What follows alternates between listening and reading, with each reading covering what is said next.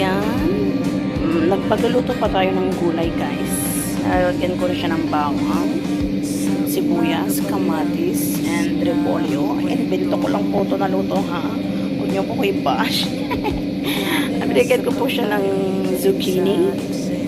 And then, hindi ko alam kung anong tawag dito, guys. I don't know what we call this. Pero may ano siya, guys, buto. May buto po siya. Ito po siya, guys. Wait lang po. Ayan. Tapos, nilagyan ko siya ng zucchini. Tas yung ganyan, guys. Kasi one time, nagluto po ako. Super sarap niya. Pero nilagyan ko siya ng manok last time. Pero this time, lalagyan ko lang siya ng sibuyas at kamatis with bawang. No cholesterol muna tayo today. Igigisa lang po siya sa olive oil. And I will try to put cabbage or repolyo po. Ganyan ko lang siya luluto, guys. So, wait for it. I will cook, guys. Salamat po.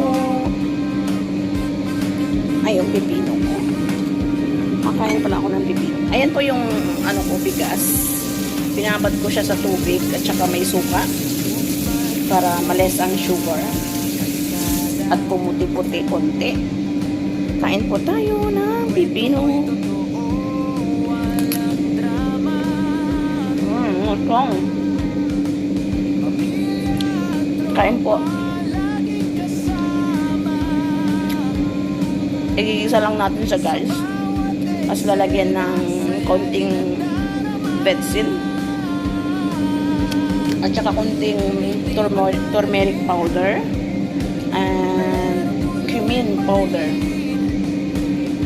Sa mga hindi po nakakalam ng turmeric powder, ito po siya. Lalagyan ko siya ng ganyan, guys. Sa Pilipino is luyang dilaw. Pero powder po siya. Tsaka lalagyan ko siya ng cumin powder. Ayan po siya. Diba, guys? Ang dami spices ng mga Arabo.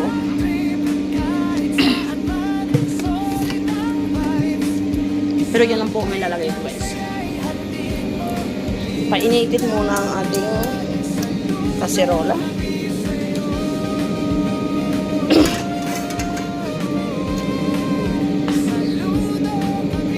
Painitin ang kaserola.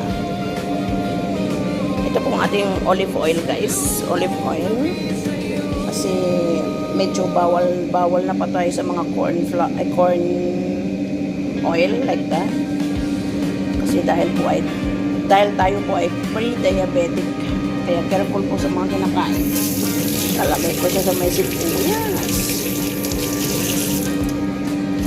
Yan po ang niluluto today. Pipino po, guys.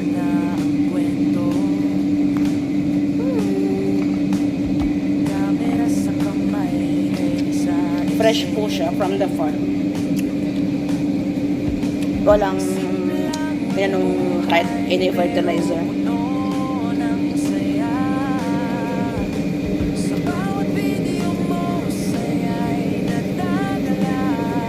Lagay lang po natin ang olive oil.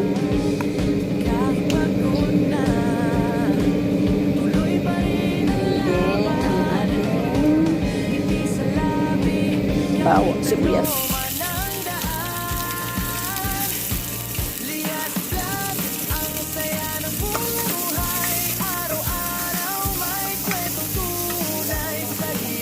Kailangan ng apoy.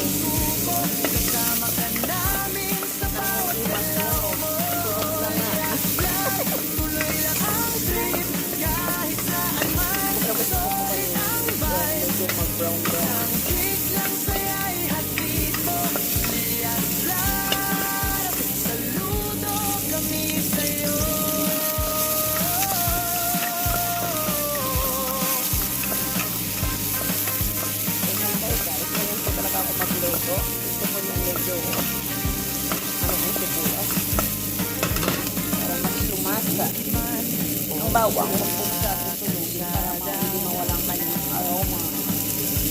Aroma. Yan po ang tuwa ng ating food.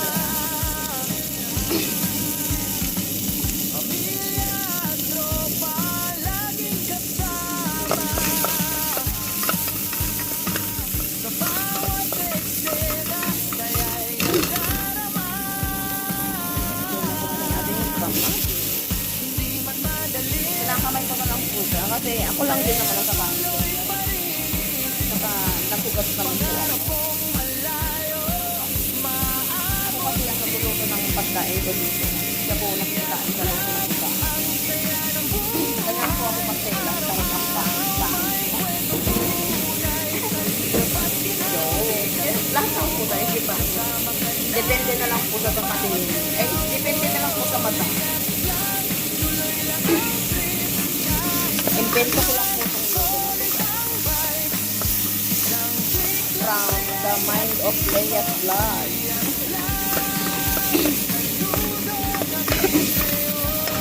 And dalagyan ko po siya ng konting asin para po magsabaw-sabaw ang kamatis.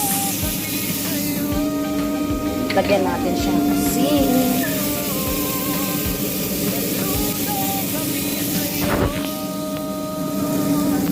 Ayan, nakita-gisa na po ang ating kamatis. Diba? Tapos ilalagay na po natin ang ating gulay. Ayan, guys.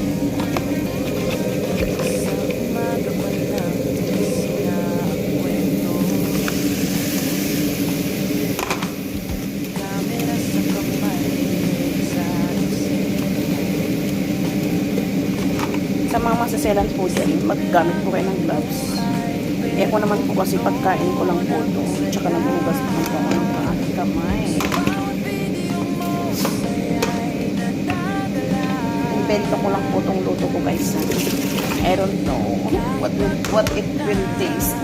What it will taste.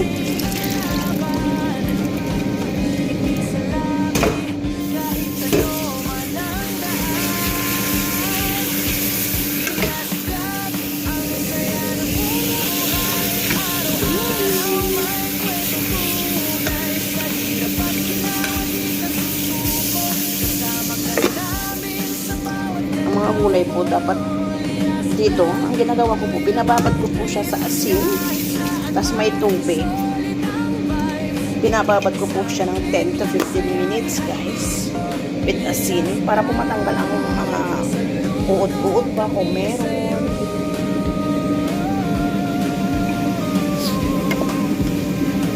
Hinugasan ko po siya ng 3 times bago ko siya ibabad sa asin na may tubig. Tsaka after po nun, hugasan ko po ulit ng 2 beses.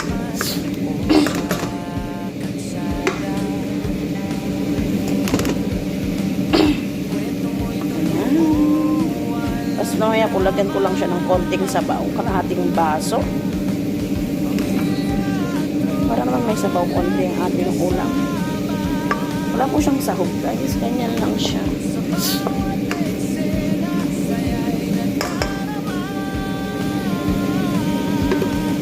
At asin ng konti. Again, kasi konti lang po nilagay ko kanina sa may kamatis.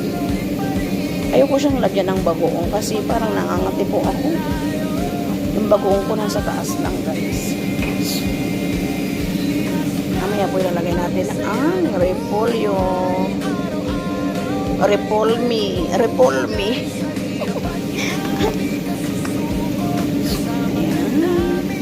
Naka-video po ako today kasi ang aking kasama is nasa taas. Nagpahinga siya kasi fasting pa rin ang aking amo. Kaya, ayan, nag-video po ako sa aking pagluluto. Takpan po muna natin ng 15 minutes with low heat, guys. Takpan ng 15 minutes, guys. And pahinaan naman po. 15 minutes. Tapos talay ko yung repolyo guys kasi madali lang yan maluto. And kanina lumabas ako kasi dumating ang aking among lalaki. Bumili ng mga oranges. At saka bumili ng mango. Mango guys, 369. Siyam na mango, tsaka orange. Fendi, ang tawag nila dito. At saka isang pakwan. Super lucky guys. Super lucky ng pakwan. Ayan siya guys. Mukhang masarap to. Wait po tayo ng 15 minutes sa ating niluluto.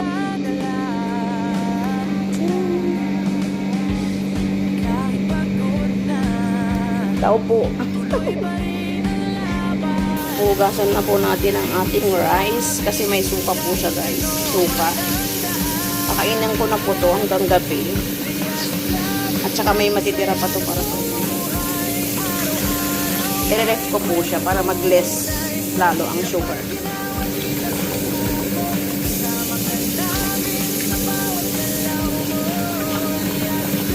So, ayun na nga. Isasalang na natin ang ating kanin.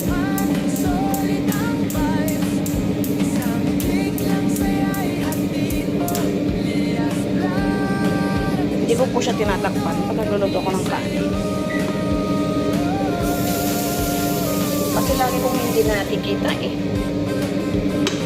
Maapaw. Tamad po akong maglinis. Linisan ko po ito mamaya kasi magagalit ang aming tagaluto. And wait for a minute. Lagyan ko po pala ng konting tubig. Kalimutan ko guys. Yan lang po ang aking ilalagay guys.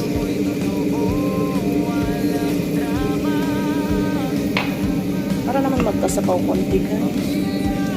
Diba ang sarap?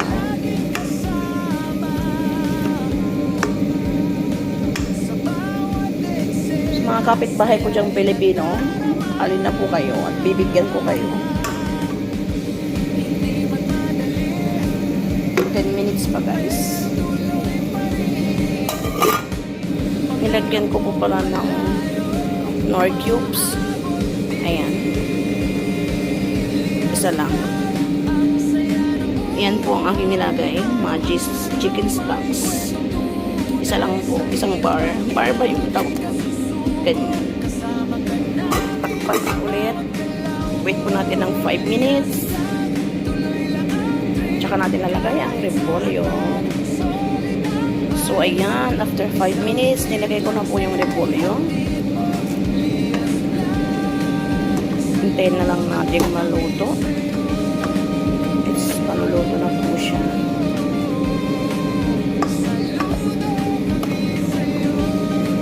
Hindi ko alam kung ano po ang kalalabasan. Hindi ko na siya nilagyan ng kalabasa kasi sobrang dami na po. Gusto ko ng kalabasa pero hindi ko siya nilagyan. Kasi may repolyo siya. I will see what is the result.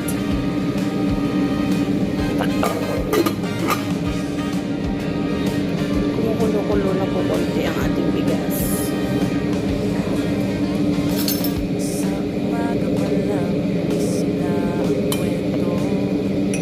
Actually sila dito, pag nagluluto sila ng kanin, nilalagyan nila ng konting asin, tas mantika. Pero ako hindi po. Ganyan lang, guys. Wait nating maluto. And lalagyan ko po siya ng konting pampalasa. Vetsin. Tsaka toyo po na konti lang. Para naman magkalasa-lasa guys ang ating niluluto. Sa mga may toyo dyan. Toyo po konti lang guys. Hindi ko na siya ulit lalagyan ng asin. Okay na yun kasi nabili ko ng Knorr cubes. Chicken stock. Magis chicken stock. Parang maganda naman yung kakalabasan guys. I forget to put this one. Aray, nalimutan ko. Ngayon maglalagay na ako. Konti lang. Dapat nilagay ko pa to nung ginigisa ko pa lang yung sibuyas. I forget. Luyang dilaw po kasi. Herbal. Konting cumin lang guys. Konting cumin. Cumin powder. Halo-halo lang guys. luyang dilaw is ano po yan, okay po yan sa ating katawan. Huwag lang sobrahan. Gaya sa pagmamahal. Pag magmahal ka, dapat huwag sobrahan. Yung tama lang. Para pag iniuman ka man, hindi ka masasaktan. Diba guys? Parang pagmamahal lang yan. Bawal ang sobra. Pero ako sobra magmahal. Ay.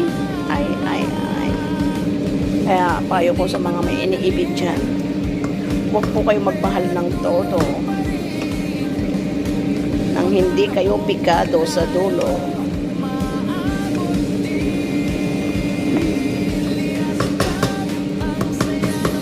Takpan ko lang siya na for 3 minutes para maluto ang pork ko. Kasi nahuli po kung nalagay guys. Nahuli. Ayan, kumukulo ng ating kakanin. Tatakpan ko na po siya pag wala na siyang tubig. Ganun po ako magluto ng kanin dito. So, ayan. Okay na po ang ating kanin. Wala nang tubig. Paliitan. Ayan. Luto na po siya. Kaya, pwede na po nating patayin ang apoy.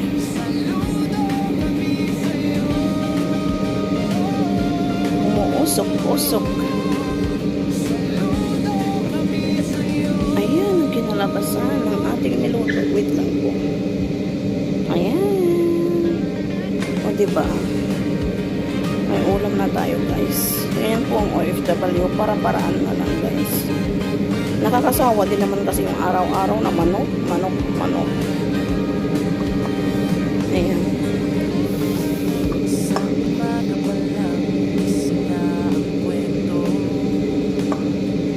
Malabo ang ating kamera dahil sa usok.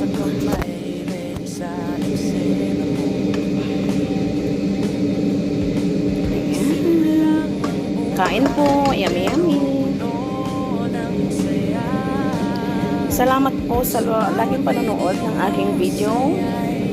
Sa dulo po, ilalagay ko po ang result. Bye-bye. Thank you po. This is Leia's Vlogs. Huwag niyo po kalimutang mag-like, share, and subscribe.